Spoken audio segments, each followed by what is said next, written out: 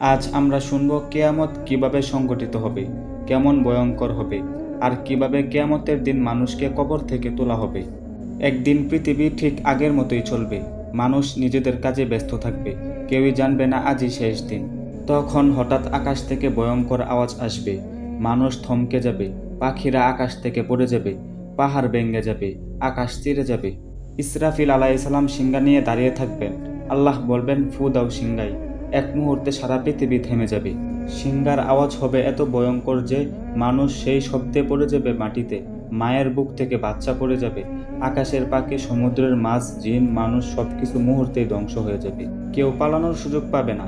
যে পাহাড়ও উঠবে সেই পাহাড়ও ফেটে যাবে, যে গড় লুকাবে সেই গড় ভেঙে যাবে। পৃথিবী তখন আগুনে জ্বলবে, সমুদ্র লাল আগুনে পরিণত হবে, সূর্য পৃথিবীর একদম কাছে চলে আসবে।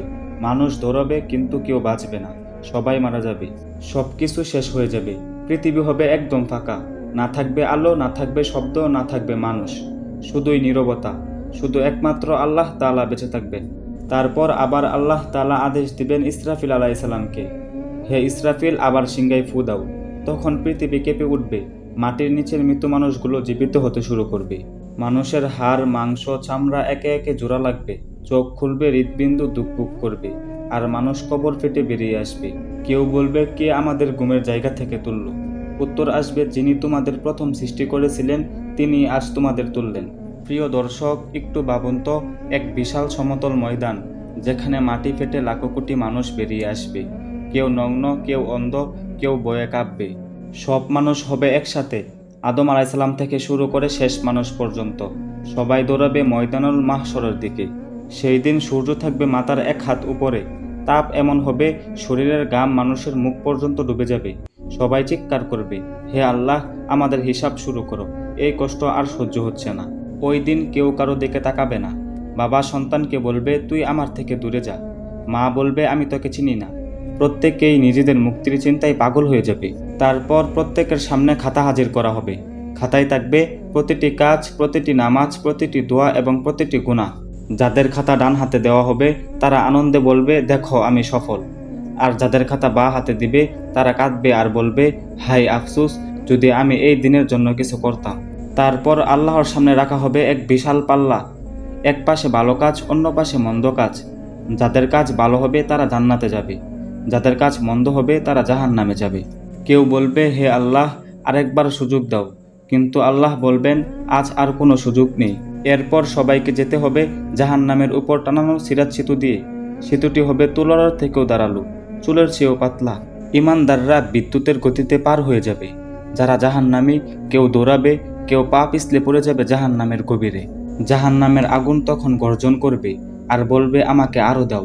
সেখানে আগুন কালো, গরম, তীব্র। যেখানে পানি নয়, শুধু গলিত তামা। মানুষের চামড়া পুড়বে, আবার তৈরি হবে, যেন শাস্তি না থেমে যায়। জাহান্নামীদের শিকল দিয়ে বেঁধে রাখা হবে। গুনাহগারদের খাবার হবে কাটার মতো গাছ, জাক্কুম। তাদের বলা হবে, এটা তোমাদের কাজের ফল। অন্যদিকে জান্নাতের দরজা খুলে যাবে। যারা নামাজ পড়েছে, যারা আমল করেছে, আল্লাহকে বিশ্বাস করেছে, তাদের মুখ হাসিতে ভরে যাবে। যেখানে থাকবে নদী, ফল, আলো, শান্তি। একটা শব্দও থাকবে না যা কেউ মন খারাপ করবে। আল্লাহ নিজে বলবেন, আমি তোমাদের উপর সন্তুষ্ট। সবচেয়ে বড় পুরস্কার হবে আল্লাহর সাক্ষাৎ। সেই দিন জান্নাতবাসীরা আল্লাহকে দেখতে পাবে। তারা ভুলে যাবে পৃথিবীর সব কষ্ট।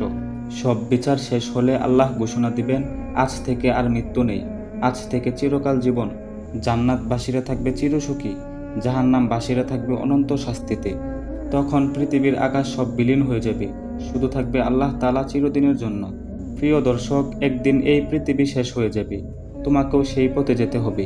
আজ যদি আল্লাহর পথে ফিরে আসো, তবে সেই দিনটা হবে তোমার জন্য শান্তির দিন। কিন্তু যদি এখনও অবহেলা করো, তবে সেই সিংহার আওয়াজ হবে তোমার জন্য শেষ সতর্কতা। ভিডিওটি ভালো লাগলে লাইক দিন, শেয়ার করুন এবং ইসলামিক সতর্কতা চ্যানেলটি সাবস্ক্রাইব করুন, যাতে পরবর্তী ইসলামিক ভিডিও আপনার কাছে সহজেই পৌঁছে যায়।